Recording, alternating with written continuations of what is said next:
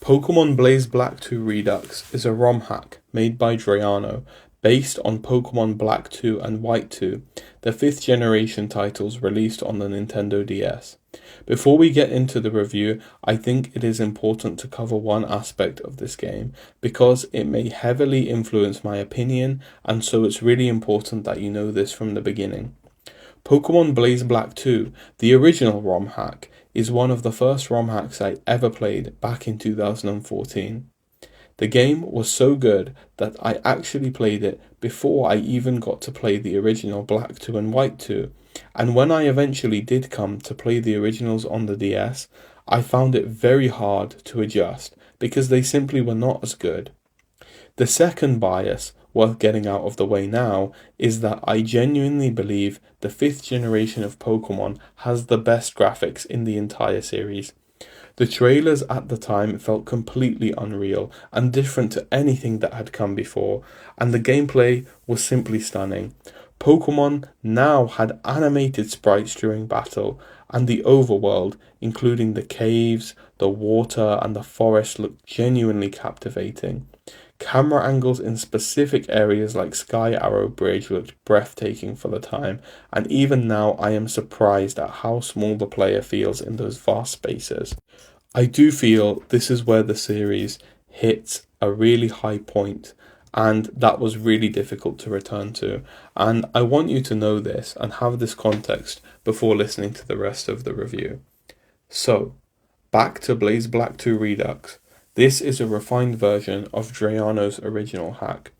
Drayano's hacks were revolutionary at the time because they introduced the ability to capture every single Pokémon in the Pokédex, including version exclusives and trade evolution Pokémon, all in the same game on the same save file without needing a second copy or an action replay or Game Shark. The games also introduced new type changes for existing Pokémon, which altered pre-existing assumptions and opened up new approaches to team building and battle strategy. Redux builds on this same foundation significantly. New story elements and a lengthy post-game quest have been added. Every trainer in the game has been redesigned with reworked teams and level curves. New events have been scripted, and special NPCs can gift you Pokémon that may prove useful for building a new team. One feature both the original and Redux share is the addition of the Hoenn gym leaders placed across the major cities of Unova. This was a standout feature back in 2014, and I was genuinely surprised when I played the original Black 2 and White 2 to find that the Hoenn gym leaders were not present because they were just so well incorporated into the game. It felt so natural, like it was part of the base game. Having the Hoenn leaders in the game allows you to test yourself before facing each city's regular Unova gym leader, and it also delivers real fan service without the need to pad out entirely new maps or regions. It gives you a sense of accomplishment and nostalgia while keeping the focus on Unova where it belongs. Graphics and presentation. The graphics are the default Generation 5 visuals, and as I've already touched on, I consider these to be the best in the series. Battles feel intense with the animated sprites, and the Pokémon feel alive with their in-battle animations. The overworld looks wonderful, with deep luscious screens, well-designed caves, and vivid blue waters that hold up even now. What is particularly impressive is how seamlessly the new scripted events have been incorporated. From the very beginning of the game, with Shaman appearing near the player's house, through to the various events scattered across the game, these additions are so well animated and naturally integrated that if you didn't know any better, you would genuinely assume they were part of the original game. That is the real achievement for this ROM hack, and it sets the tone for just how much care has gone into this project. Quality of life and ease of play. As much as I love this ROM hack, the quality of life features are noticeably lacking compared to many modern releases, and in 2026 this really does show. There is no experience share, and field moves still require teaching HMs to your party members in order to progress. For a game that reworks every single trainer battle and pushes you to build a comprehensive team with broad type coverages, the absence of these features creates a real tension. Your move pool becomes restricted because slots have to be given over to HMs, and rotating team members in and out becomes a significant time investment when each Pokemon has to be trained individually. Several Pokemon have also had type changes, stat adjustments, and updated movesets, with new moves from future generations and the Fairy type both being incorporated. These changes add genuine depth, but they also mean you can no longer rely on assumptions built up over years of playing the series, which feeds directly into the difficulty discussion. To be fair, some players will probably see the absence of an experience share as a deliberate difficulty feature, and they'll appreciate it. But I would argue that when most modern ROM hacks have shown that balanced difficulty and a functional experience share can comfortably coexist, its absence here does feel like a missed opportunity. Difficulty and gameplay loop. One of the headline features of Blaze Black 2 Redux is the enhanced difficulty. Every single trainer battle has been reworked from the ground up with new teams, movesets, and this is not a subtle change. Even on easy mode, which is the mode I choose to play as, given that I work full-time as a doctor and play Pokemon for my enjoyment, I found the game genuinely challenging. Around the 5th and 6th gym badge, towards when you enter Mr. Alton City, I found the game completely too difficult, and this became a real barrier for me. However, there is an in-game solution worth knowing about. In the player's house at the start of the game, which you can re-enter at any point in your adventure, there is a games console connected to the TV. Interacting with it allows you to enable bonuses, including the shiny charm, 900 rare candies, and a full supply of medicinal items, including the sacred ash. I ended up using this along with the Master Ball cheat as a workaround to continue progressing, and even with a fully leveled team, I still found certain battles, including several gym leaders and Getsis, extremely difficult, and I frequently had to rely on heavy item usage just to get through to the end of the battle. I do think the game tips slightly too far for casual players, and the lack of an experience share compounds this. The original Blaze Black 2, in my memory, did not require this level of workaround on a normal playthrough. And that's saying something, because back in 2014, there was no experience share in many ROM hacks, including Blaze Black 2. Which means that Redux feels noticeably harder. That said, I do genuinely appreciate that Drayano thought to include an in-game way to manage this rather than leaving players with no options. If you enjoy difficulty hacks, this is absolutely worth your time. If you are a more casual player looking for an enjoyable adventure, the tools are there to help you, but you should go in knowing that you will likely need them. Pokemon roster and team building. There is a wide variety of Pokemon available throughout the game, and some helpful NPCs near the start can give you access to a Kanto starter earlier on, which is a welcome touch. Team building is genuinely important here in a way that many hacks do not require. With every trainer battle being reworked and the difficulty being elevated, having well-rounded type coverage across your team is no longer optional, it is essential. The type changes add another layer to this.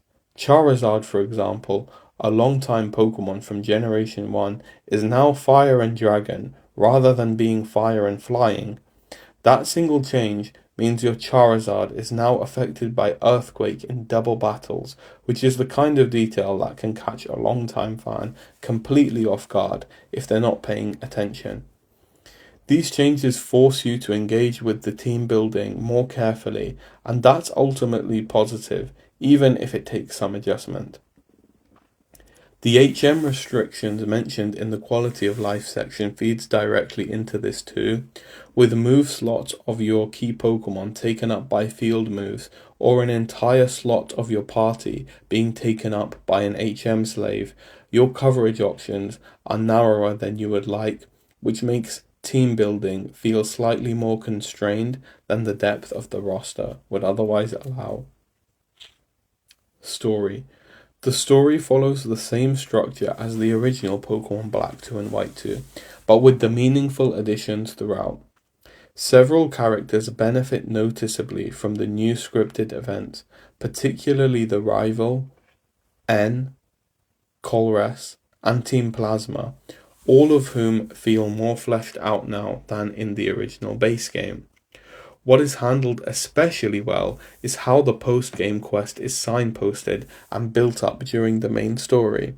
Rather than feeling like something bolted on after the credits, it feels like a natural continuation that the game has been quietly laying the groundwork for throughout. That kind of organic storytelling is not easy to pull off in a ROM hack, and it makes a real difference to how satisfying the overall experience feels. Post-game. The post-game has been significantly expanded, and it is one of the strongest aspects of the whole game. The central quest involves working alongside Detective Looker to track down suspicious members of Team Plasma, regularly returning to his headquarters at the International Police Station at Unity Tower to debrief and plan new missions. It is well paced and given the post-game a genuine sense of purpose and momentum. Legendary encounters are handled with real care here. Some hacks scatter legendaries across the map with no context or event to justify them. That is not the case in Redux. Each legendary feels like it has an appropriate setting and a reason to be there. Celebi in the Entralink Forest, Kyogre in the Abyssal Ruins, Mewtwo in Wellspring Cave. All of them feel earned. The nods to other fan projects, including references to the Boreas region from Pokémon Unbound and the Tandor region from Pokémon Uranium through the use of portals and dialogues, are a nice touch for players familiar with those hacks.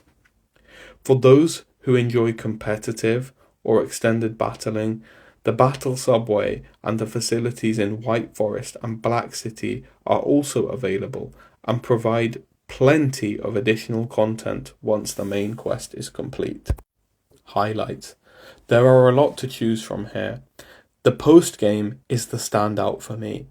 Encountering Cynthia and Lance, particularly as these encounters first happen before the post-game, you naturally encounter Cynthia in Undella Town and Lance at the end of Victory Road. These encounters feel natural and organic and make the post-game feel like a continuation rather than something that was added on. There are also many amazing legendary quests, including Palkia and Dialga as part of the Ghetsis and Looker quest, and encountering legendaries such as Rayquaza on Celestial Tower. These encounters feel considered rather than dropped in at random, and each one carries real weight because of it. Mew on Faraway Island is one of the best moments in the game. Faraway Island is an iconic location for those who are familiar with its use as an event location in Generation 3.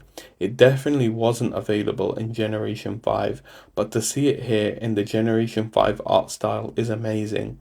A new location accessible by ship, and not only can you catch Mew here, but you can also battle Pokemon Trainer Red. That alone would be a highlight in any Pokemon hack or game. Encountering the original protagonist from Black and White in the nature reserve in the style of the Red battle is another excellent touch, and furthermore, being able to battle the female protagonist with both Reshiram and Zekrom in their respective teams is exactly the kind of detail that shows how much thought went into this project. The Mewtwo encounter with Pokemon Trainer Blue as a battle challenge beforehand in Wellspring Cave is outstanding fan service and one of the most memorable moments in this whole playthrough. To complete the main post-game quest, you need to catch or see every Pokemon in the Unova Pokédex. Now you know why I chose the Master Ball cheat back in the player's house. It's a significant undertaking, and the final battles are genuinely hard, but the reward of a shiny Arceus at the end makes it feel completely worth it. Main gripes. The two biggest issues with the game for me are the difficulty and the lack of modern quality of life features, and the two problems are closely connected. On difficulty, even on easy mode, with in-game rare candies, cheats, and an over-leveled team, the game pushed me to my limits at multiple points. I genuinely do not recall the original Blaze Black 2 requiring this kind of workaround on a normal playthrough, and Redux feels significantly harder. Increasing difficulty is not inherently a problem, particularly in a community that often seeks out harder experiences, but most modern difficulty hacks have shown that a well-implemented experience share can coexist with genuine challenge, but also allow for time save and swapping of team members. Here, the absence of it makes an already hard game feel harder than it needs to be, particularly when you need to overhaul your team later on after a bad loss. The HM situation compounds this further. Restricting move slots to field moves in a game that demands broad coverage is frustrating, and it is the one area where Redux starts to feel more dated compared to its peers. These are real issues and they're worth knowing about before you start, but they did not stop me from having a fantastic time with the game, and the in-game workarounds mean that no player is ever completely stuck. They should not be necessary as often as they are here. Verdict. Overall, I had a fantastic time with Pokemon Blaze Black 2 Redux. The post-game alone is worth the price of entry. The legendary encounters are handled better than almost any other hack I have ever played, and the new scripted events blend into the original game so naturally that it genuinely feels like the version of Black 2 that should have existed from the start. It is not without its frustrations. The difficulty is high, even on easy mode, and the lack of modern quality of life features does hold it back compared to more recent releases.